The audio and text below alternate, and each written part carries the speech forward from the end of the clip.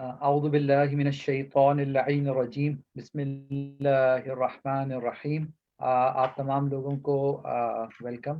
آج ہمارے رمضان کے جو سیشنز چل رہے ہیں اس کے سلسلے کی تیسری نشست، تیسری محفل، اور ہمارے ساتھ ڈاکٹر زاہد علی زاہدی پاکستان سے موجود ہیں، اور انشاءاللہ چند ہی لمحات میں ہم سیشن کا آغاز کرتے ہیں۔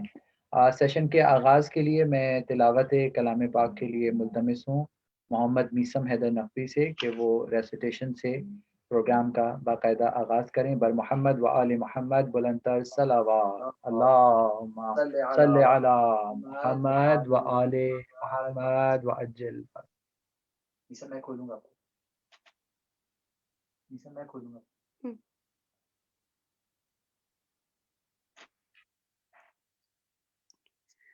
أعوذ بالله من الشيطان الرجيم. بسم الله الرحمن الرحيم. الحمد لله رب العالمين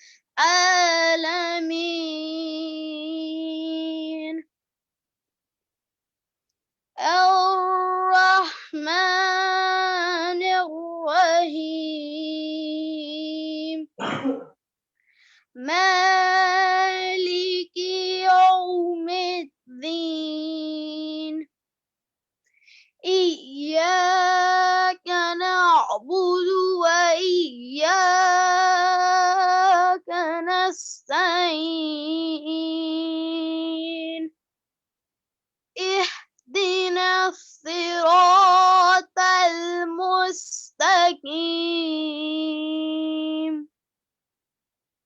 صراط الذين أنعمت عليهم غير المغضوب عليهم ولا الضالين. صدق الله العلي العظيم. صلوات. اللهم صل على محمد وآل محمد وعجل فرجهم. ماشاء اللہ، جیسے کہ پروگرام کا باقاعدہ آغاز تلاوت کلام پاک سے ہو چکا ہے، اور اب میں مزید وقت کو ضائع کیے بغیر ملتمس ہوں ہمارے مہمان ریسپیکٹڈ اسکالر ڈاکٹر زاہد علی زاہدی صاحب سے کہ وہ سیشن کا باقاعدہ آغاز کریں۔ بر محمد و آل محمد بلندتر صلوات، اللہم صلی علی محمد و آل محمد وعجل فرجهم۔ لا حول ولا قوة إلا بالله العلي العظيم. أعوذ بالله من الشيطان الرجيم. بسم الله الرحمن الرحيم. الحمد لله الذي يؤمن الخائفين وينجي الصالحين ويرفع المستضعفين ويذع المستكبرين ويهلك ملوكا ويستخلف آخرين. ثم الصلاة والسلام والتحية والإكرام على سيد الأنبياء والمرسلين خاتم النبيين بالقاسم محمد. اللهم صل على محمد وآل محمد وعجل فرجهم. وآله الطيبين الطاهرين المعصومين المظلومين الذين أذهب الله عنهم الرجس وطهرهم تطهيرا. اللهم صل على محمد وآل محمد محمد وعجل فرجهم۔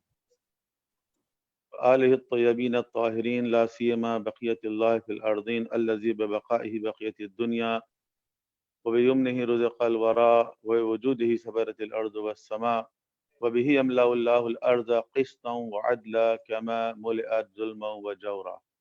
وعجل لهم اللهم ظهوره فإنهم يرونه بعيدا ونراه قريبا برحمتك يا أرحم الراحمين. صلوات على محمد وآل محمد. اللهم صل على محمد اللہم صل وآل علی محمد وآل محمد عزیزان محترم، ماہ مبارک رمضان میں ہم داخل ہو چکے ہیں، اور اس مہینے کی رحمتوں اور برکتوں سے بہرامند ہونے کے لیے خداوند عالم سے دعا گو ہیں۔ رمضان کا مہینہ تقوی پرہیزگاری کا مہینہ ہے۔ روزے کے فلسفے میں بھی یہ کہا گیا ہے لعلکم تتقون۔ رمضان کا مہینہ عبادت کا مہینہ ہے۔ رمضان کا مہینہ تلاوت قرآن کا مہینہ ہے، نزول قرآن کا مہینہ ہے، شب قدر کا مہینہ ہے کہ جو 1000 مہینوں سے زیادہ فضیلت والی رات ہے، توبہ اور استغفار کی قبولیت کا مہینہ ہے، دعاؤں کی قبولیت کا مہینہ ہے۔ یہ ساری باتیں کم و بیش لوگ جانتے ہی ہیں اور ان باتوں کی تکرار بھی ہوتی رہتی ہے، لیکن ایک چیز کی طرف توجہ نسبتاً ہماری کم ہے، اور وہ یہ ہے کہ رمضان کا مہینہ امام زمانہ کا مہینہ بھی ہے، کیونکہ اس مہینے سے امام زمانہ کا کچھ ایسا تعلق ہے کہ اس کو نظر انداز نہیں کرنا چاہیے، اور امام علیہ السلام کے ظہور کی جو حتمی پیشن گوئیاں ہیں، جو حتمی علامتیں ہیں، ان میں سے ایک علامت جو ہے وہ ایک آواز بلند ہونے کی ہے جو رمضان کے مہینے میں آسمان سے آئے گی۔ تو رمضان کے مہینے میں امام زمانہ کا انتظار بھی کرنا چاہیے، اور اس آسمان کی آواز کا بھی انتظار کرنا چاہیے، جس کے بارے میں بعض روایتیں بتاتی ہیں کہ وہ 23 رمضان کی شب کو آئے گی۔ یہی وجہ ہے کہ ماہ رمضان کی جو دعائیں ہیں جن کو پڑھنے کی تاکید ہے، ویسے تو رمضان کی دعائیں بہت ہیں، سحری کی دعا اور افطاری کی دعا اور روزانہ پڑھنے والی دعا اور ہر نماز کے بعد پڑھنے والی دعا، رات کے وقت پڑھنے والی دعا اور دن کے وقت پڑھنے والی دعا، اور پہلی رمضان، دوسری رمضان، 8ویں رمضان، 15ویں رمضان، 21ویں رمضان، 23ویں رمضان، 27ویں رمضان، بہت کچھ ہے، یہ سب لوگ آپ جانتے ہیں۔ لیکن ایک دعا کہ جو روزانہ پڑھنے کے لیے کہا گیا ہے اور اس کی تاکید آئی ہے، لیکن تھوڑی سستی کرتے ہیں ہم لوگ اس لیے کہ نسبتاً طویل ہے وہ، تو اس دعا کی طرف توجہ ہماری کم ہے، اور میں اسی کی طرف اشارہ کروں گا اور اسی سے اپنی گفتگو شروع کروں گا۔ وہ ہے دعائے افتتاح۔ دعائے افتتاح ہر ماہ رمضان کی روزانہ رات میں پڑھنے کے لیے کہا گیا ہے، اور اس دعائے افتتاح کے اندر اس کے آغاز میں اللہ کی حمد و ثنا، اس کی تعریفیں، اسماء الحسنہ، اور اس کے بعد پیغمبر اور ان کی آل پر درود بائی نیم، نام لے کے ایک ایک معصوم کا نام لے کر اور ان پر درود و سلام،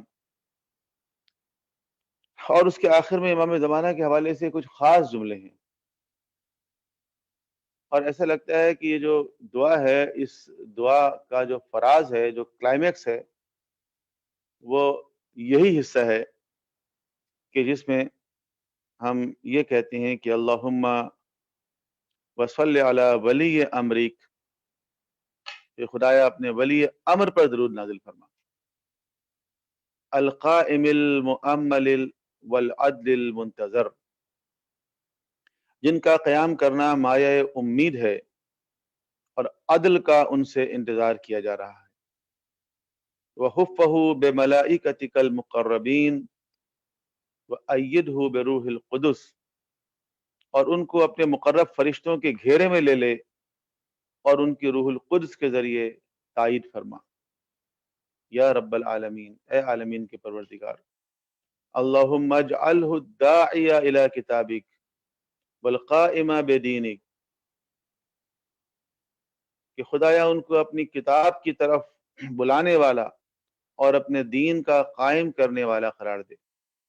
استخلفہ فی الارض کما استخلفت الذین من قبلہ، ان کو زمین میں اپنا خلیفہ بنا دے جیسا کہ تو نے اس سے پہلے لوگوں کو خلیفہ بنایا۔ مکن لہ دینہ الذی ارتضیتہ لہ، اور ان کو اپنے دین کا غلبہ دینے والا بنا دے جن سے تو راضی ہو گیا ہو۔ ابدلہ من بعد خوفہ امنا، اور ان کے لیے خوف کو امن سے بدل دے۔ یعبدک لا یشرک، تاکہ صرف تیری عبادت ہو بغیر کسی شرک کے، لا یشرک بہ شیئا، اللہم اعزہ واعزز بہ وانصرہ وانتصر بہ وانصرہ نصرا عزیزا، اور ان کے ذریعے ہمیں عزت دار بنا، ان کی نصرت فرما اور ان کے وسیلے سے ہماری نصرت فرما، اور ان کو مکمل طور پر غالب کر دے، وَافْتَحْ لَهُ فَتْحًا يَسِيرًا وَاجْعَلْ لَهُ مِن لَّدُنكَ سُلْطَانًا نَصِيرًا، اور اپنے پاس سے ان کے لیے سلطنت اور قدرت قرار دے۔ اللہم اظہر بہ دینک، خدایا ان کے ذریعے اپنے دین و سنت نبیک، اور اپنے نبی کی سنت کو غلبہ عطا فرما، حتی لا یستخفی بشیء من الحق مخافۃ احد من الخلق، تاکہ حق کی کوئی چیز کسی مخلوق کے خوف سے پوشیدہ اور مخفی نہ رہ جائے۔ اللہم انا نرغب الیک فی دولۃ کریمہ تعز بها الاسلام واہلا وتذل بها النفاق واہلا۔ یہ اصل جملہ، ان جملوں کے اندر بھی جو کمال کا جملہ ہے وہ یہ ہے، اللہم انا نرغب الیک فی دولۃ کریمۃ، کہ خدایا ہم تیری طرف رغبت رکھتے ہیں ایسی محترم حکومت کے ہونے میں جس کے ذریعے سے اسلام اور اہل اسلام عزت پائیں، اور ان کے وسیلے سے نفاق اور اہل نفاق ذلیل ہو جائیں، وَأَهْلَهُ وَتَجْعَلُنَا فِيهَا مِنَ الدُّعَاةِ إِلَىٰ طَاعَتِكَ، اور تو ہمیں اس حکومت میں اپنی اطاعت و فرما برداری کی طرف بلانے والا، وَالْقَادَةِ إِلَىٰ سَبِيلِكَ، اور اپنے راستے کی طرف قیادت کرنے والا قرار دے، وَتَرْزُقْنَا بِهَا كَرَامَةَ الدُّنْيَا وَالْآخِرَةِ، اور ہمیں اس حکومت کے ذریعے دنیا و آخرت کی بزرگواری عطا فرما۔ یہ کچھ جملے ہیں جو اس دعا افتتاح کے جملے ہیں جو میں نے آپ کے سامنے ابھی بیان کی ہیں۔ ہر شب ماہ رمضان المبارک میں اس دعا کو پڑھنے کے لیے کہا گیا ہے۔ تو آپ غور فرمائیے کہ اس میں کیا بات کی گئی ہے، امام علیہ السلام کے حکومت کے قیام کی، ظہور کی، آمد کی، اور اپنے لیے دعا کی گئی ہے کہ ہمیں ان کی حکومت کی طرف، ہمیں خدا کے نظام کی طرف دعوت دینے والے اور قیام کرنے والوں میں سے قرار دے۔ تو یہ مقام ہمیں ماہ رمضان المبارک میں کرنا چاہیے، اور رمضان سے امام زمانہ کے کا جو تعلق ہے اس تعلق کو سمجھنا چاہیے۔ بہرحال ہمارے ہاں چونکہ امام زمانہ کے حوالے سے باتیں بہت کم ہوتی ہیں، لہذا اکثر برادران کی، جو بچوں کی، ہمارے طالب علموں کی جو نالج ہے وہ بہت محدود ہے۔ میری آج اور کل کی جو نشست ہے، اس کے لیے میں نے جس موضوع کا انتخاب کیا ہے وہ یہی ہے کہ فلسفہ غیبت کیا ہے اور فلسفہ ظہور کیا ہے۔ ظاہر ہے یہ طویل بحثیں ہیں، ساری نکات تو ہم نہیں بیان کر سکتے، اور خود امام زمانہ کے حوالے سے بہت نکات ہیں، بہت سے پہلو ہیں اس گفتگو کی۔ پورا جو عقیدہ مہدویت ہے اس کو سمجھنے کی ضرورت ہے، اس کو اپنے بچوں کو سمجھانے کی ضرورت ہے۔ یہ کافی نہیں ہے کہ بس ہم امام کا انتظار کر رہے ہیں۔ ہم جس نظام کا انتظار کر رہے ہیں، ہم جس امام کا انتظار کر رہے ہیں، اس کے بارے میں کتنا جانتے ہیں، کتنی معلومات ہمارے پاس ہے، کتنا کانسیپٹ ہمارا کلیئر ہے، کتنا ہم نے اپنے بچوں کا کانسیپٹ کلیئر کیا ہے۔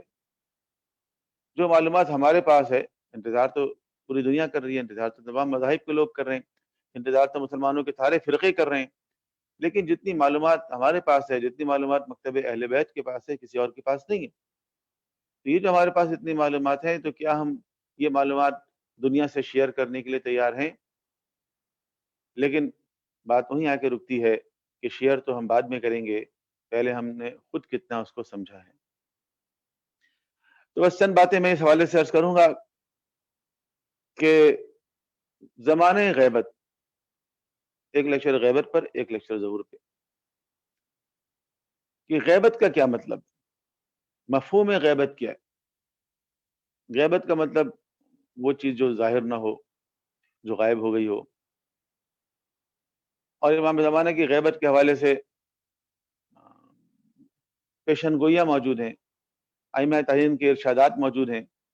مثلا امام صادق علیہ السلام کا یہ قول ہے اصول کافی میں، ان للقائم غیبۃ قبل ان یقوم، کہ ہمارے قائم کے لیے اس کی قیام سے پہلے غیبت ہے۔ اب وہ غیبت کیسی ہوگی؟ اس کو سمجھنے کے لیے ہمیں غیبت کی قسموں کو دیکھنا پڑے گا. ایک غیبت ہوتی ہے وہ کہ جس میں ایک شخص غائب ہوتا ہے. غائب کا مطلب یہ ہے کہ انویزیبل ہوتا ہے، اگر ہمارے سامنے ہو پھر بھی ہمیں نظر نہیں آتا. بعض مخلوق ایسی ہیں جیسے جن ہیں، فرشتے ہیں، ہمارے سامنے نہیں آتے، غیر مرئی ہیں، انویزیبل ہیں، ہم ان کو دیکھ نہیں سکتے. کیا امام انویزیبل ہیں؟ کیا ائمہ تارین انویزیبل تھے؟ ایسا نہیں ہے، بلکہ ائمہ تارین ویزیبل تھے، اگر سامنے ہوتے تھے تو لوگوں کو نظر آتے تھے. لیکن ان کے اندر یہ صلاحیت بھی موجود تھی کہ اگر وہ چاہیں تو اپنے آپ کو انویزیبل کر لیں، یعنی وہ موجود ہوں اور لوگوں کو نظر نہ آئیں. ایسا ہو سکتا ہے. ایک واقعہ امام محمد باقر علیہ السلام کا ہے کہ جس کو ابو بصیر نے بیان کیا ہے، کہ جو امام علیہ السلام کے خاص شاگردوں میں سے ہے، بلکہ 4 اماموں کا شاگرد ہے. تو وہ کہتا ہے دخلت فی المسجد ما ابا جعفر علیہ السلام والناس يدخلون ويخرجون. وہ کہتا ہے میں امام کے ساتھ، یعنی امام محمد باقر علیہ السلام کے ساتھ، کہ جن کی کنیت ابو جعفر ہے، مسجد میں داخل ہوا اور لوگ مسجد کے اندر آ رہے تھے، مسجد سے جا رہے تھے. تو فقال علی، امام نے مجھ سے کہا کہ سل الناس هل يروننی، کہ لوگوں سے ذرا یہ تو پوچھو کہ کیا وہ مجھے دیکھ رہے ہیں. امام نے ابو بصیر سے کہا کہ لوگوں سے پوچھو کہ کیا وہ مجھے دیکھ رہے ہیں. فَكُلُّ مَنْ لَقَيْتَهُ قُلْتُ اللَّهُ. ابو بصیر کہتے ہیں کہ جتنے لوگوں سے میں نے پوچھا سب نے کہا نہیں، ہم تو نہیں دیکھ رہے امام کو. امام کھڑے ہوئے ساتھ، اور وہ ہر ایک سے یہ پوچھتا تھا رأیت ابا جعفر علیہ السلام، کہ کیا تم نے ابو جعفر کو دیکھا؟ فقیل اللہ. اچھا، یہ کیفیت تھی کہ حتی دخل ابو ہارون المکفوف. دلچسپ بات یہاں سے شروع ہوتی کہ ابھی یہی بات ہو رہی تھی کہ ابو ہارون مکفوف داخل ہوئے. ابو ہارون مکفوف بھی امام کے شاگردوں میں سے ہیں، اور وہ نابینا ہیں، بینائی نہیں ان کی آنکھوں میں. قال سل ھذا، امام نے کہا اس سے پوچھو. امام نے ابو بصیر سے کہا کہ ابو ہارون سے پوچھو. ابو بصیر بھی حیران ہے، آنکھوں والوں کو تو نظر نہیں آ رہے، اور امام کہہ رہے ہیں اس سے پوچھو، یہ تو ویسے نابینا ہے. لیکن بہرحال امام کا حکم تھا. فقلت هل رأيت ابا جعفر، تو میں نے ابو ہارون مکفوف سے پوچھا کہ تم نے ابا جعفر یعنی امام باقر علیہ السلام کو دیکھا؟ اب دیکھیے نابینا صحابی ہے.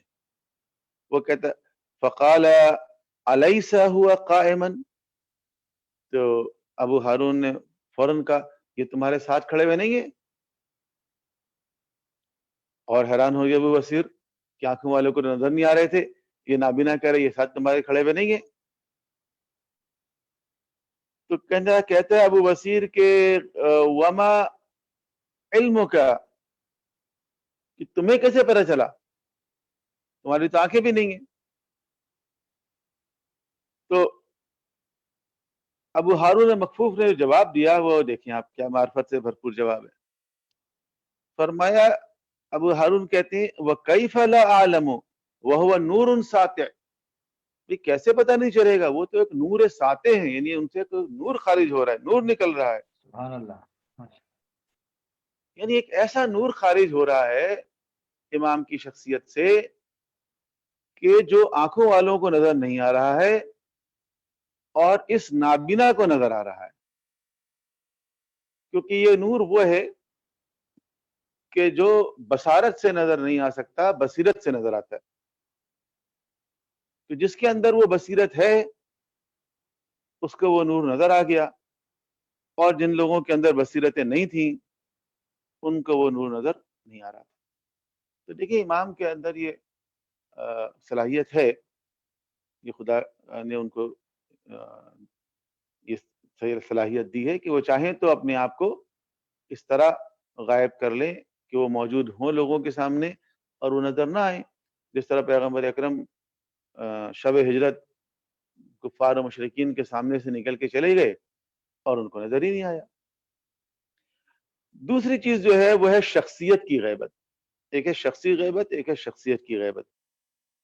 شخصیت کی غیبت یہ ہے کہ شخص تو ہمیں نظر آ رہے ہیں لیکن ان کی شخصیت سے ہماری شناخت نہیں، ہم پہچان نہیں سکتے۔ اور ایک صورت یہ بھی ہے ائمہ طاہرین کی اور امام زمانہ کی بھی۔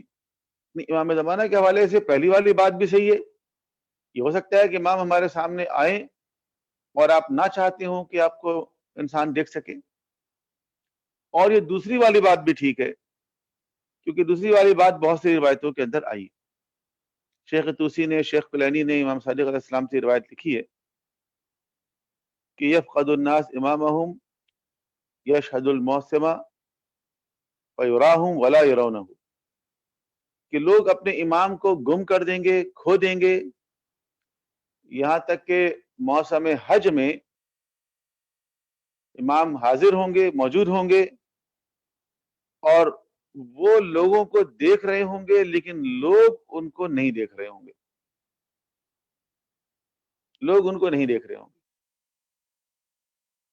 اچھا، لوگ نہیں دیکھ رہے ہوں گے سے مراد کیا ہے؟ آگے اور واضح بیان کر دیا اسی امام صادق علیہ السلام ہی نے، جس میں آپ نے فرمایا کہ یر الناس ولا یرونہ، لوگ ان کو دیکھ رہے ہوں گے، یعنی وہ لوگوں کو دیکھ رہے ہوں گے لیکن لوگ ان کو نہیں دیکھ رہے ہوں گے۔ اور شیخ طوسی نے اسی جملے کو ایک اور انداز سے اسی امام سے نقل کیا ہے کہ واللہ ان صاحب هذا الامر لیحضر الموسم موسم کل سنہ، کہ یہ صاحب امر جو ہیں وہ ہر سال موسم حج میں حاضر ہوتے ہیں، یرى الناس ویعرفہم ویرونہ ولا یعرفونہ، کہ وہ لوگوں کو دیکھتے بھی ہیں، پہچانتے بھی ہیں، اور لوگ بھی ان کو دیکھتے ہیں لیکن پہچانتے نہیں۔ اور شیخ صدوق نے امام صادق علیہ السلام سے یہ بھی نقل کیا ہے کہ آپ نے یہ بھی فرمایا کہ قائم کے معاملے میں جناب یوسف کی سنت رائج ہے۔ حضرت یوسف علیہ السلام بہت خوبصورت مثال ہے یہ، کہ حضرت یوسف علیہ السلام جب حکومت میں آ گئے، اقتدار میں آ گئے، تو ان کے بھائی ان کے پاس آئے ملنے کے لیے اور ان سے غلہ لینے لگے، لے کر گئے، کئی مرتبہ آئے، کئی مرتبہ گئے۔ یوسف علیہ السلام سے وہ ڈیلنگ کرتے رہے، یوسف علیہ السلام ان کو غلہ دیتے رہے، بات چیت کرتے رہے۔ یوسف علیہ السلام تو جانتے ہیں کہ یہ میرے بھائی ہیں جنہوں نے مجھے کنویں میں ڈال دیا تھا، لیکن انہوں نے تعارف نہیں کروایا، بھائیوں کو نہیں پتہ چلا کہ یہ یوسف ہے۔ یوسف جانتے ہیں کہ یہ میرے بھائی، لیکن بھائی شناخت نہیں کر پا رہے ہیں کہ یہ وہی یوسف ہے، دیکھ رہے ہیں، گفتگو کر رہے ہیں، ڈیلنگ کر رہے ہیں، لیکن شناخت نہیں کر پا رہے ہیں، پہچان نہیں کر پا رہے ہیں۔ تو یہی کیفیت زمانہ غیبت میں یوسف زہرا کی ہے کہ مومن بعض اوقات ان کو دیکھتا ہے، ان سے ملاقات کرتا ہے، کبھی وہ کسی مومن کے کام آتے ہیں، موسم حج میں وہاں ہوتے ہیں، اور جو اہم مقامات ہیں، بعض علماء کہتے ہیں کہ روایت کو دیکھ کے اندازہ ہوتا ہے کہ امام ہر اہم مقام پر ہوتے ہیں، تو بعید نہیں ہے کہ اربعین میں امام موجود ہوں، لاکھوں مومنین جو جا رہے ہیں تو امام کی زیارت ہوتی ہو، دیکھتے ہوں لوگ، لیکن پہچان نہیں پاتے۔ اور یہ بات بھی آئی ہے روایتوں کے اندر، جب امام کا ظہور ہوگا تو بہت سے لوگ ان کو دیکھ کے کہیں گے کہ ان کو تو ہم نے بہت دیکھا ہے، لیکن سمجھ میں نہیں آ رہا کہاں دیکھا۔ دیکھا ہوگا لیکن وہی کیفیت ہے کہ دیکھا ہوگا لیکن پہچان نہیں پائے ہوں گے۔ تو یہ ہے ایک مومن کی مظلومیت جس کو آپ دعائے ندوہ میں بیان کرتے ہیں کہ کتنا سخت ہے میرے لیے، عزیز علی ان ارا الخلق ولا ترا، کہ ہر چیز کو تو میں دیکھ سکتا ہوں مولا لیکن آپ کی زیارت سے محروم ہوں۔ تو یہ دونوں باتیں جو ہیں وہ غیبت سے متعلق صحیح۔ اور امام غیبت میں ہے کہاں؟ کیا ان کا کوئی مستقل ٹھکانے ہے، کوئی مستقل جگہ ہے ان کے رہنے کی؟ یہ بات بھی نہیں ہے کہ امام کسی خاص مقام پہ رہتے ہیں۔ امام ایک خاص مقام سے غیبت میں گئے ضرور ہیں، اور وہ ہے سامرہ کے اندر جو وہ بیسمنٹ ہے، وہ سرداب ہے، آخری مرتبہ امام کو وہاں جاتے ہوئے دیکھا گیا، لیکن اس کے بعد آپ جب غیبت میں چلے گئے تو اب وہاں پر کچھ بھی نہیں ہے۔ لوگ جاتے ہیں وہاں پہ، اس بیسمنٹ میں جا کے نماز پڑھتے ہیں، زیارت کرتے ہیں۔ اب تو اس کو بہت بڑا بنا دیا گیا، اس کے ساتھ ایک بہت بڑی مسجد بنا دی گئی ہے، ہر شخص جا سکتا ہے، دیکھ سکتا ہے، لیکن امام وہاں نہیں رہتے۔ کیا امام کسی غار میں رہتے ہیں؟ نہیں۔ کیا امام عیسیٰ علیہ السلام کی طرح آسمان میں رہتے ہیں؟ نہیں۔ کیا امام کسی پہاڑ میں رہتے ہیں، کوہ رضوا، جس کے بارے میں کیسانیہ فرقہ جو ایک بن گیا تھا درمیان میں شیعوں کا، جو محمد حنفیہ کو اپنے امام سمجھتا تھا، تو اس کا نظریہ یہ تھا کہ محمد حنفیہ مرے نہیں ہیں بلکہ وہ غیبت میں چلے گئے اور وہی ظاہر ہوں گے، کوہ رضوا میں چلے گئے، جو دعائے عہد دعائے ندبہ کے اندر ہے نا، اب الرضوا، اس سے مراد وہی کوہ رضوا ہے۔ لیکن ایسا نہیں ہے کہ امام کسی پہاڑ میں۔ کیا امام کسی جزیرے میں ہے؟ یہ بھی بڑی غلط فہمی ہے۔ جزیرہ خضرا، جزیرہ برمودا، جزیرہ خضرا کی روایت علامہ مجلسی نے بھی بحار الانوار میں لکھ دی ہے، اور وہ روایت محققین نے کہا کمزور ہے، صحیح نہیں ہے، غلط فہمی کی بنیاد پر ہے۔ اس کے جو راویوں کے نام ہیں وہ سب نام ہمارے رجال کی کتابوں میں ہے ہی نہیں، اور جو باتیں اس کے اندر لکھی گئی ہیں وہ بھی امام علیہ السلام سے میچ نہیں کرتی۔ تو کچھ غلط فہمی کی بنا پر ایک ایسا واقعہ انہوں نے لکھ دیا ہے کہ جو صحیح نہیں ہے، کہ امام کسی جزیرے میں رہتے ہیں، اس جزیرے کا نام جزیرہ خضرا ہے، اور وہاں امام کے فرزندوں کی حکومت ہے۔ دوسری بات یہ ہے کہ جزیرہ خضرا کی روایتیں تو ہمارے پاس تھیں ہی پہلے سے موجود، اب جناب کوئی نئی چیز دریافت ہو گئی، جزیرہ برمودا، جس کے بارے میں بڑی مسٹیریس کہانیاں مشہور ہیں کہ جہاز غائب ہو جاتے ہیں اور پانی کا جہاز خالی ہو جاتا ہے، اور میگنیٹک فیلڈ ہے اور پتہ نہیں کیا کیا ہے، اور جہاز جب وہاں پہنچتا ہے اس کو لگتا ہے نیچے بہت گرین ہے، تو لفظ گرین جو ہے وہ دیکھ کے کچھ لوگوں نے کہا خضرا، خضرا کہتے ہیں گرین کو، یہ وہی جزیرہ خضرا ہے، جزیرہ برمودا کو جزیرہ خضرا بنا دیا۔ اب اللہ نے جزیرہ برمودا کی ذرا ڈیٹیل ہمیں پتہ ہی نہیں ہے، اس کی حقیقت کیا ہے یہ بھی نہیں معلوم۔ برمودا ویسے تو ایک ملک ہے، باقاعدہ آپ جانتے ہوں گے، کیوبا اور برمودا اور یہ سب گونٹا نامو اور یہ ساری چیزیں وہی ہیں۔ تو یہ سب جو جگہیں ہیں یہ چھوٹے چھوٹے سے جزیرے ہیں بہت سارے، کہیں پر انسان آباد ہیں، کہیں آبادی ہے، کرسچینٹی ہے وہاں پہ، اور جو اس کے بارے میں طرح طرح کی باتیں مشہور ہیں، اس کی حقیقت کیا ہے یہ بھی ہمیں نہیں معلوم۔ لیکن فرض کریں کہ وہ ساری باتیں صحیح بھی ہوں، تو کیا معاذ اللہ امام کا یہی کام رہ گیا، جہاز کو غائب کر دیں، یا پانی کے جہاز کے عملے کو غائب کر دیں، یا معاذ اللہ مخلوق خدا کو نقصان پہنچائیں؟ اور ویسے بھی اگر اس کو نقشے میں دیکھا جائے تو جزیرہ خضرا اور جزیرہ برمودا کی جو لوکیشن ہے وہ بالکل اپوزٹ ہے۔ تو یہ سب چیزیں جو ہیں وہ ظاہر کر رہی ہیں کہ کانسیپٹ ہمارا کچھ صحیح نہیں ہے، اور ہم ایک مسٹیریس ورلڈ میں رہنے کے عادی ہیں۔ اس لیے جو سادہ سی بات ہے وہ یہ ہے کہ امام علیہ السلام اسی دنیا میں رہتے ہیں، چلتے ہیں، پھرتے ہیں، مومن سے ملاقات کرتے ہیں، ان کی حاجت روائی کرتے ہیں، موسم حج میں جیسے کثرت کے ساتھ روایت ہے کہ حاجیوں کے درمیان ہوتے ہیں اور مقامات پر بھی ہوتے ہیں، لیکن مومن ان کو پہچان نہیں پا رہا ہے۔ اب جناب علی اگلا سوال یہ ہے کہ اگر امام غیبت میں ہیں تو اس سے مخلوق کو کیا فائدہ ہے؟ بہت سے لوگ جو شیعہ نہیں ہیں ان کے یہاں بھی امام مہدی کا تصور ہے، لیکن وہ ولادت کو نہیں مانتے۔ حالانکہ بہت سے سنی علماء نے ولادت کے بارے میں اپنی کتابوں میں لکھا ہے، لیکن ان جنرل جو ہمارے برادران اہل سنت کا موقف ہے وہ یہ ہے کہ امام کی ولادت نہیں ہوئی اب تک، کیونکہ وہ سمجھتے ہیں کہ ولادت کو مان لیں گے تو بہت سارے اور سوالات کے جوابات دینے پڑیں گے، حالانکہ ان سوالوں کے جوابات ہمارے پاس موجود ہیں، ہم آج ان پہ بات نہیں کریں گے کیونکہ ہمیں تو غیبت پہ بات کرنی ہے۔ تو ان کا اعتراض یہ ہوتا ہے کہ اگر امام موجود ہیں آپ کے اور وہ غیبت میں ہیں تو ایسے امام کا کیا فائدہ جو غیبت میں ہے؟ تو یہ ظاہر ہے بہت اہم سوال ہے، اس کا جواب شیعوں کے پاس تو ہونا چاہیے کم از کم۔ تو سب سے پہلا جو جواب ہے اس کا وہ یہ ہے کہ دیکھیں اس کا تعلق شیعوں کے فلسفہ امامت سے۔ مکتب تشیع میں جو فلسفہ امامت ہے وہ کسی اور مکتب میں نہیں ہے، اور اس کے مطابق امام وہ ہوتا ہے کہ جو اس روئے زمین پر حجت خدا ہوتا ہے، خدا کا نمائندہ ہوتا ہے، خدا کا نائب ہوتا ہے، خلیفہ برحق ہوتا ہے، وہ اس امت کا امام ہے اور وہ خلیفۃ الرسول پیغمبر کے جانشین ہے، اور وہ حجت خدا ہے۔ اور خدا کی سنت یہ ہے، کثرت کے ساتھ روایت ہمارے یہاں ہے کہ لولا الحجہ لساقط الارض باہلھا، اگر زمین حجت خدا سے خالی ہو جائے تو اپنے اہل کے ساتھ تباہ ہو جائے گی۔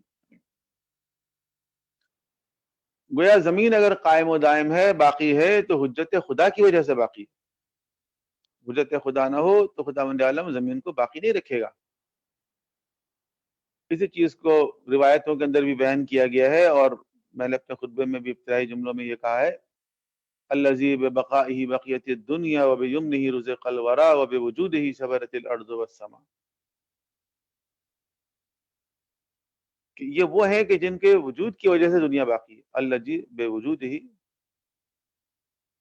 الذی ببقائہ بقیت الدنیا، ان کی بقا کی وجہ سے دنیا باقی ہے۔ وبیمنہ رزق الورا، اور ان کے طفیل میں مخلوق کو رزق مل رہا ہے۔ ظاہر اگر امام نہ ہو، حجت خدا نہ ہو تو زمین ہی نہیں بچے گی، انسان ہی نہیں رہیں گے تو کیا رزق ملے گا؟ کیا بارش برسے گی؟ کیا سورج چمکے گا؟ اگر رزق مل رہا ہے مخلوق کو، اگر بارش ہو رہی ہے، اگر سورج چمک رہا ہے، تو یہ اس بات کی دلیل ہے کہ اس کائنات میں حجت خدا موجود ہے۔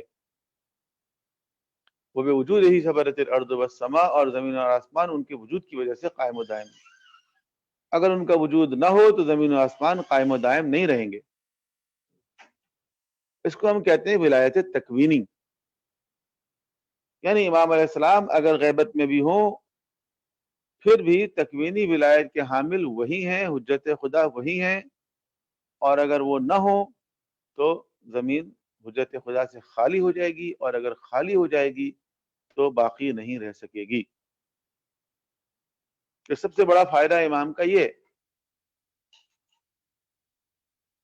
گو کہ تشریعی اعتبار سے ہمیں کچھ نقصان ہے امام کی غیبت سے، وہ ایک الگ پہلو ہے، اس پہ ہم بات کریں گے۔ یہی وجہ ہے کہ روایت کے اندر ایک مثال دی گئی ہے۔ سلیمان اعمش کہتا ہے کہ میں نے امام جعفر صادق علیہ السلام سے عرض کیا فَكَيْفَ يَنْتَفِعُ النَّاسُ بِالْحُجَّةِ حجت الغائب المستور، کہ میں نے سوال کیا کہ فرزند رسول یہ بتائیے کہ لوگوں کو ایک ایسی حجت کہ جو غائب ہو، مستور ہو، پوشیدہ ہو نظروں سے، اس سے انسانوں کو کیسے فائدہ پہنچے گا؟ اس قسم کی روایتیں ہمارے یہاں بہت ساری ہیں، میں ایک پیش کر رہا ہوں۔ قال کما ينتفعون بالشمس اذا سترها السحاب، تو امام نے فرمایا کہ اس طرح فائدہ پہنچے گا جیسے سورج بادلوں کے پیچھے رہ کے فائدہ پہنچاتا ہے۔ یعنی سورج اگر بادل کے پیچھے ہو تو کیا دن اور رات کا اندازہ ہوتا ہے یا نہیں ہوتا؟ دیکھیں آپ لوگ جہاں رہتے ہیں اس کے آس پاس ایسے علاقے ہیں کہ جس کے بارے میں کہتے ہیں 6 مہینے دن اور 6 مہینے رات ہوتی، لیکن حقیقت یہ ہے کہ 6 مہینے دن اور 6 مہینے رات کہیں بھی نہیں ہوتی۔ دن اور رات جو ہے وہ 24 گھنٹے کی ہوتی، لیکن وہ اس طرح ہے کہ لوگوں کو ایسا لگتا ہے کہ 6 مہینے تک سورج نہیں نکلا، لیکن لوگوں کو روزانہ یہ پتہ چل جاتا ہے کہ سورج تو نہیں نکلا، سورج تو نظر نہیں آ رہا ہے، لیکن اس وقت دن ہے، اس وقت صبح ہے، اس وقت شام ہے، اس وقت رات ہو گئی ہے، اسی حساب سے اٹھنا ہے، اسی حساب سے سونا ہے، اسی حساب سے آفس جانا ہے، اسی طرح حساب سے تعلیمی ادارے کھلنے اور بند ہونے. ایسا تو نہیں نا کہ 6 مہینے تک لوگ سوتے رہتے ہیں پھر 6 مہینے تک جاگتے رہتے ہیں، 6 مہینے تک جاب کرتے ہیں، 6 مہینے تک آرام کرتے ہیں. ایسا نہیں کرتے. تو سورج بادل کے پیچھے ہوتا ہے پھر بھی اندازہ ہوتا ہے کہ اس وقت صبح ہو رہی ہے یا شام ہو رہی ہے، دن ہو رہا ہے یا رات ہو رہی ہے. اور سورج ہی کی وجہ سے اس دنیا کے اندر حیات ہے. ممکن ہے ایک جاہل انسان، ایک بے پڑھا لکھا انسان یہ سمجھتا ہو کہ سورج سے ہمیں کچھ محدود فائدے ہیں. ایک دھوبی شاید یہ سمجھتا ہے کہ سورج سے ہمارے کپڑے سوکھ جاتے ہیں. لیکن اگر ایک سائنس کے طالب علم سے پوچھیں تو اس کو اندازہ ہوگا کہ سورج سے صرف کپڑے نہیں سوکھتے بلکہ سورج ہی کی وجہ سے اس دنیا میں حیات ہے، لائف ہے. زمین سورج سے خاص فاصلے پر ہے اور سورج کی حرارت ایک خاص مقدار میں زمین تک پہنچتی ہے جس کی وجہ سے زمین میں زندگی ہے. اور وہ پلانٹس جو سورج سے دور ہیں، جہاں سورج کی حرارت مناسب مقدار میں نہیں پہنچتی، وہاں لائف نہیں ہے. تو زندگی جو ہے وہ سورج کی وجہ سے. ہمارا جو نظام شمسی ہے، جو سولر سسٹم ہے، اس کا مرکز، اس کا سینٹر جو ہے وہ سورج. جو ہمارے سارے پلانٹس ہیں اور ان کے گرد گھومنے والے سیٹلائٹس ہیں، وہ سب جس اسٹار کے گرد گردش کر رہے ہیں وہ سورج ہے. سورج کا مطلب ایک مرکزی حیثیت ہے اس کو. تو جس طرح بادلوں کے پیچھے رہ کے سورج فائدہ پہنچاتا ہے، اسی طرح امام زمانہ غیبت میں رہ کر بھی مخلوق کو فائدہ پہنچاتا ہے. البتہ یہ بات واضح ہے کہ وہ فائدے جو ہم سورج سے بادل کے باوجود حاصل کرتے ہیں وہ محدود ہیں. اگر یہ بادل ہٹ جائیں تو پھر ہم صحیح معنوں میں استفادہ کریں گے، بھرپور فائدہ حاصل کریں گے. تو بس یہاں بھی یہی کیفیت ہے. اگر یہ غیبت کے بادل چھٹ جائیں، ہٹ جائیں، تو ہم امام علیہ السلام کی شخصیت سے، ان کی امامت سے، ان کی قیادت سے، ان کی رہبریت سے کما حقو فائدہ اٹھا سکیں گے. ابھی فائدہ اٹھا رہے ہیں لیکن محدود فائدے. غیبت کے بارے میں یہ بھی کہا گیا ہے کہ یہ اسرار الہی میں سے ہے جو ظہور کے بعد ظاہر ہوں گے.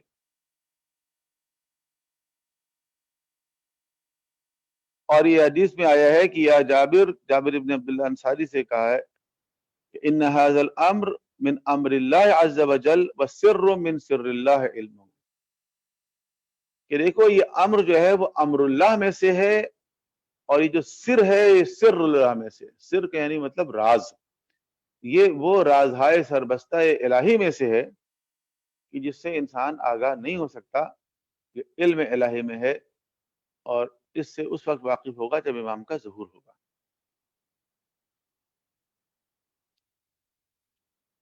امام علیہ السلام کی غیبت میں رہنے کا ایک فائدہ یہ بیان کیا گیا ہے کہ امام غیبت میں رہنے کی وجہ سے محفوظ ہیں. اگر ہر وقت وہ ظاہر ہوتے ہیں تو ظالم حکمران ان کے پیچھے پڑ جاتے ہیں اور دشمنی میں ان کو نقصان پہنچا سکتے تھے، جیسا کہ پہلے امام سے لے کے 11ویں امام تک ہر ایک کو تلوار سے یا زہر سے شہید کیا گیا. اور امام کسی بھی حاکم کی بیعت سے آزاد ہیں، کوئی ان سے مطالبہ بیعت بھی نہیں کر سکتا.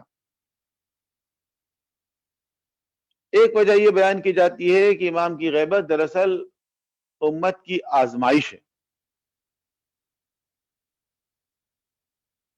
کیونکہ غیبت پر ایمان لانا غیب پر ایمان لانے والی چیزوں میں شامل ہے. بہت ساری روایتوں میں یؤمنون بالغیب، جو غیب پر ایمان رکھتے ہیں. دیکھیں اسلام میں ایسی بہت ساری چیزیں ہیں جو غیب ہیں، جو ہمارے سامنے نہیں ہیں. خاص طور پر حیات بعد الموت، مرنے کے بعد کیا ہوگا، قبر کیا ہے، حشر کیا ہے، صراط کیا ہے، میزان کیا ہے، جنت کیا ہے، جہنم کیا ہے، یہ سب کیا ہے؟ غیب ہے نا. ہم اس پر ایمان رکھتے ہیں نہیں رکھتے؟ کیسے رکھتے ہیں؟ اس لیے کہ یہ باتیں وحی کے ذریعے آئی ہیں. تلک انباء الغیب نوحیہ الیک، یہ سب غیب کی خبریں ہیں جو ہم آپ کی طرف وحی کے ذریعے بھیجتے ہیں. وحی کے ذریعے پتہ چلا جنت کیا ہے اور جہنم کیا ہے اور صراط کیا ہے اور میزان کیا ہے، عالم برزخ کیا ہے، عالم آخرت کیا ہے. تو وہی کے ذریعے ہم تک یہ بات پہنچی ہے اور ہم اس پر ایمان رکھتے ہیں۔ تو امام کی غیبت بھی اسی طرح پیغمبر اور ائمہ طاہرین کے ذریعے پہنچی، تو ان پر ہمیں ایمان رکھنا چاہیے، اور یہ انسانوں کی آزمائش کا ذریعہ ہے کہ یہ انسان مانتا ہے یا نہیں مانتا ہے اس چیز کو۔ اور جو لوگ مانتے ہیں اور جو لوگ اس زمانے غیبت میں بھی امام کی معرفت رکھتے ہیں، ان کا بہت بڑا مقام ہے۔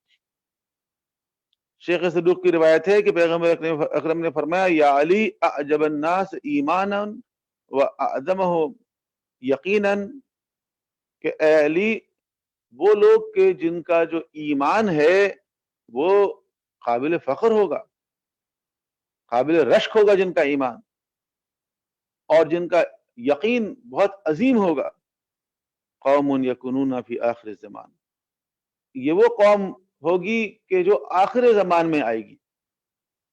ٹھیک ہے، آخر زمان بہت فتنے کا دور ہے، ہر طرف برائی اور فتنہ ہے، لیکن اس فتنے کے دور میں جو لوگ ایمان پر قائم رہیں گے ان کا مقام بھی بہت بلند ہے۔ کیوں؟ لم یلحق النبی وحجب عنہم الحجہ، کیونکہ نبی جو ہیں وہ ان کے ساتھ نہیں ہوں گے، اور حجت خدا جو ہیں وہ بھی ان کے سامنے سے غائب ہوں گے۔ فآمنوا بسواد علی بیاض، اور یہ وہ لوگ ہوں گے جو فقط سفید کاغذ پر سیاہ تحریر پر ایمان لانے والے ہوں گے، یعنی ان کے پاس امام نہیں ہے سامنے، نہ نبی ہے نہ امام ہے، لیکن ہمارے پاس کیا ہے؟ ہمارے پاس وہ کتابیں ہیں جن کے اندر وہ روایتیں لکھی ہوئی ہیں، وہ حدیثیں لکھی ہوئی ہیں، وہ آیتیں لکھی ہوئی ہیں، وہ پیغمبر کے ارشادات لکھے ہوئے ہیں، معصوم علیہ السلام کے ارشادات لکھے ہوئے ہیں، ان کو دیکھ کر ہم ایمان لا رہے ہیں۔ تو اس دور میں جو لوگ واقعی صاحبان ایمان ہوں گے، صاحبان یقین ہوں گے، اہل معرفت ہوں گے، ان کا مقام بہت بلند ہوگا۔ اور جس دعائے افتتاح سے ہم نے آغاز کیا تھا اس میں ایک جملہ یہ بھی ہے کہ اللہم انا نشکو الیک فقد نبینا، کہ اللہ ہم تو اس سے شکایت کرتے ہیں کس چیز کی؟ کہ تیرے نبی ہمارے درمیان موجود نہیں ہیں، یعنی بظاہر ہمارے سامنے نہیں، وغیبت ولینا وکثرت عدونا، اور تیرے جو ولی ہیں وہ غیبت میں ہیں اور ہمارے دشمن کثرت میں ہیں، وقلت عددنا، ہماری تعداد کم ہے، وشدت الفتن، اور آزمائش بہت سخت ہے، وتظاہر الزمان علینا، اور اپنے اوپر زمانے کی چیرہ دستی، ہمارے اوپر زمانے کی چیرہ دستی اور غلبہ بہت ہے۔ یعنی دعا افتتاح میں ہم شکایت بھی کر رہے ہیں خدا سے کہ ہم ایک ایسے زمانے میں، تو ایک ایسے زمانے میں اگر ہم واقعی معرفت کے اس مقام پہ فائز ہو جائیں تو ہمارا مقام، ہماری منزلت بھی بہت زیادہ ہوگی، یہ پیغمبر نے فرمایا۔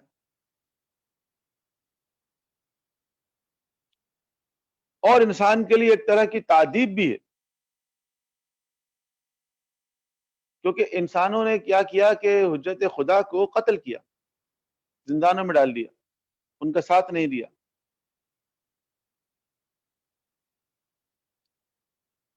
امام علیہ السلام کی غیبت کا سبب کیا ہے؟ بعض علماء نے ایک جملے میں بیان کیا کہ امام کی غیبت کا سبب اور امام کے ظہور میں تاخیر دونوں کو اگر ایک جملے میں بیان کریں تو انصار و اعوان کی کمی، اور یہ بات امام زمانہ ہی کے لیے نہیں ہے، دیگر ائمہ طاہرین کے لیے بھی صحیح ہے۔ اگر آپ کہیں گے مولا علی نے تلوار کیوں نہیں اٹھائی؟ انصار و اعوان کی کمی۔ 25 سال کیوں انتظار کرنا پڑا، گھر پہ بیٹھنا پڑا؟ انصار و اعوان کی کمی۔ 25 سال بعد جب حکومت قائم ہوئی تو 4.5 سال میں کیوں ختم ہو گئی؟ وہ مخلص لوگ کہاں چلے گئے؟ نہیں نظر آ رہے۔ امام حسن کو کیوں سلو کرنی پڑی؟ انصار و اعوان کی کمی تھی، مخلص لوگوں کی کمی تھی۔ کربلا میں صرف 72 کیوں تھے؟ اس لیے کہ انصار و اعوان کی کمی تھی، لوگ نکل کے نہیں آئے۔ باقی ائمہ طاہرین نے قیام کیوں نہیں کیا؟ انصار و اعوان کی کمی تھی، ورنہ ائمہ طاہرین نے کہا ہے کہ اگر اتنی تعداد بھی ہوتی تو ہم قیام کرتے۔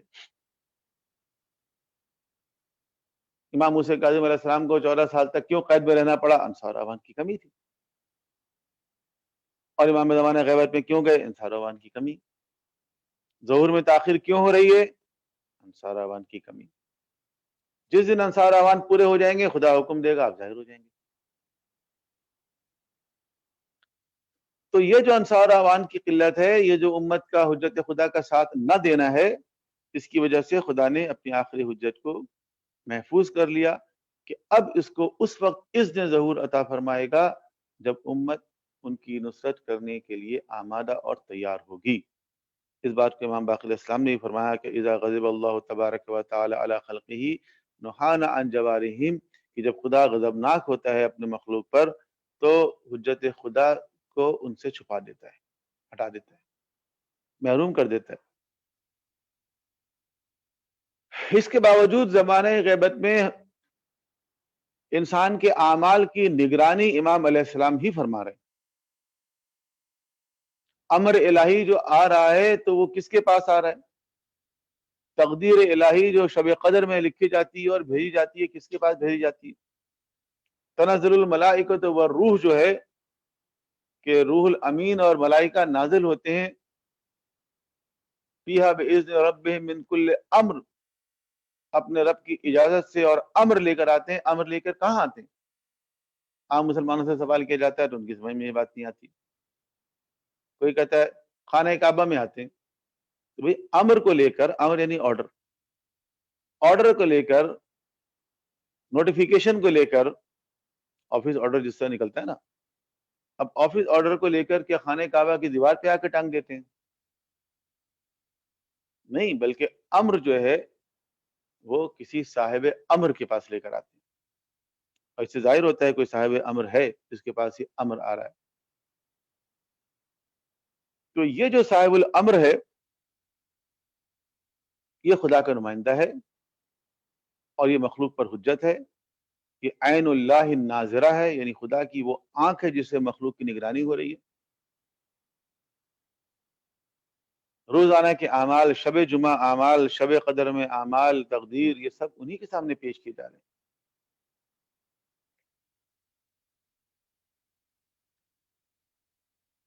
اور بلاؤں سے حفاظت اور عذاب الہی سے محافظت بھی جو مخلوق خدا کی ہو رہی ہے وہ انہی کے سبب ہو رہی ہے. جو گزشتہ امتوں نے گناہ کیے وہ یہ امت نہیں کر رہی ہے کیا؟ یہ امت بھی کر رہی ہے.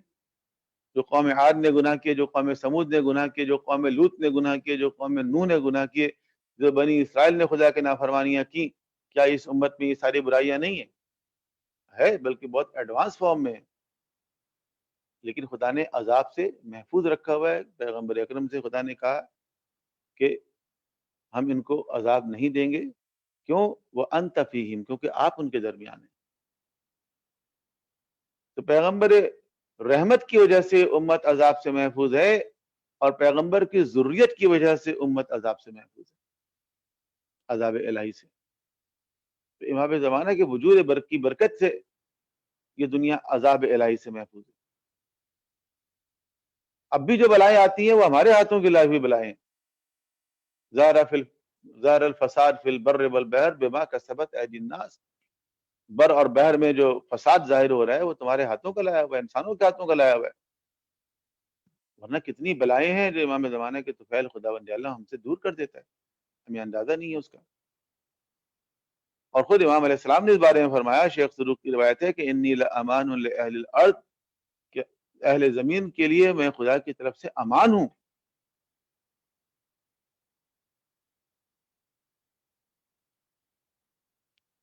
اور آج کی نشست کا آخری نقطہ بیان کر کے میں اختتام کروں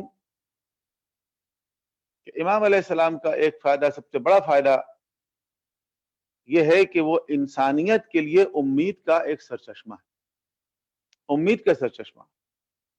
ورنہ دنیا میں جو مشکلات ہیں، پریشانیاں ہیں، مصیبتیں ہیں، آزمائشیں ہیں، خاص طور پر اہل ایمان کے لیے، مومنین کے لیے وہ اس قدر شدید ہیں کہ ان میں انسان کو مایوسی ہوتی ہے. تاریخ میں جو شیعوں کے ساتھ ہوا ہے، جس طرح قتل کیے گئے ہیں، جس طرح زندانوں میں ڈالے گئے ہیں، جس طرح ان کے خون سے گارا بنا کے بغداد کی دیوار اٹھا دی گئی، تو ایسے میں کوئی قوم سروائیو کر سکتی ہے؟ جب ایران میں انقلاب اسلامی آیا تو اسرائیل میں کانفرنس ہوئی، اس کانفرنس میں بڑے بڑے مقالے پڑھے گئے کہ یہ شیعہ کون ہوئے، یہ شیعہ کہاں سے آ گئے. آج تک تو ہم نے شیعوں کا ذرا نام سنا ہی نہیں تھا اسلام میں. ایک دم شیعہ سامنے ہے اور اتنا بڑا انقلاب لے کر آ گئے جس کا نعرہ ہے لا شرقیہ لا غربیہ. نہ سوویت بلاک میں جانے کو تیار ہے، نہ ویسٹرن بلاک میں جانے کو تیار ہے. یہ شیعہ کون ہوتے ہیں؟ اس میں بہت سارے مقالے پڑھے گئے. ایک مقالہ جس کو کہا گیا کہ یہ ٹاپ کلاس کا مقالہ ہے، اس کو لکھنے والے نے یہ بتایا کہ شیعہ وہ ہوتے ہیں کہ جن کے دو پر ہوتے ہیں، دو بازو ہوتے ہیں جن سے وہ اڑتے ہیں. ایک بازو جو ہے وہ ہے گرین اور ایک ہے ریڈ. یا کچھ لوگوں نے اس طرح بھی بیان کیا ہے کہ دو آنکھیں ہوتی ہیں، ایک گرین اور ایک ریڈ. تو ریڈ آنکھیں یا ریڈ پر وہ ہیں کہ جو شہادت کی علامت ہے کہ ہر دور میں ان کو قتل کیا گیا، مارا گیا، لوٹا گیا، کاٹا گیا، پیٹا گیا، زندانوں میں ڈالا گیا. یہ ان کی ہسٹری ہے، وہ ہے سرخ شیعت. لیکن اس کے ساتھ ساتھ ایک سبز شیعت بھی ہے، ایک گرین پر بھی ہے ان کے پاس، اور وہ ہے ان کے امام مہدی کا تصور، عقیدہ مہدویت، کہ جو ایک امید کا سرچشمہ ہے، جس میں ان کو یہ سمجھایا گیا ہے کہ ظلم و ستم کا جو یہ نظام ہے یہ چلنے والا نہیں ہے، بالآخر ختم ہونے والا ہے. اور ایک زمانہ آئے گا جب حق کی بالادستی ہوگی، جب الہی نمائندے کی حکومت ہوگی، جب عالمی نظام جو ہے عادلانہ نظام پر مشتمل ہوگا، جب ظالموں کا خاتمہ ہو جائے گا. اس امید کی وجہ سے ان کے اندر مایوسی نہیں آتی کبھی. ان تمام ظلم و ستم کے ایام میں تشیع میں مایوسی نہیں ہے، پیسمسٹک اپروچ نہیں ہے، آپٹیمسٹک اپروچ ہے. اور یہ آپٹیمسٹک اپروچ جو ہمارے پاس الحمدللہ ہے، ہمیں چاہیے پوری دنیا کے سامنے پیش کرے، کیونکہ دنیا مایوس کی شکار ہے. اس وقت دنیا کو ایک آپٹیمسٹک تھیوری کی ضرورت ہے، ایک امید کی ضرورت ہے تاکہ مایوس نہ ہو. تو انشاءاللہ اس پہ ہم مزید بات کریں گے ظہور کے اوپر کل کی نشست میں. آج اسی اختتام کرتے ہیں. کوئی ضروری سوال ہے تو آپ بے شک کر لیں، حاضر میں اس کے لیے. بر محمد و اہل بیت محمد صلوات.